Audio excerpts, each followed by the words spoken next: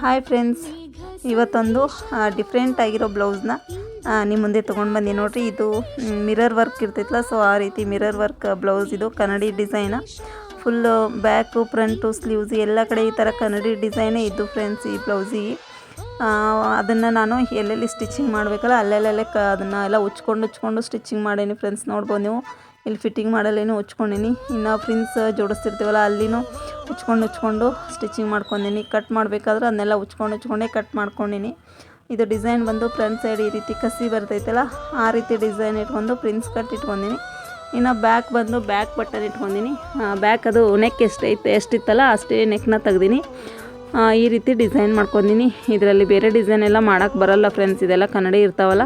So ಈ ರೀತಿ ಸಿಂಪಲ್ಲಾಗಿ ಇದೇ ರೀತಿ ಒಂದು 4-5 ಬ್ಲೌಸ್ನ ಸ್ಟಿಚ್ ಮಾಡೀನಿ ಫ್ರೆಂಡ್ಸ್ ನಾನು.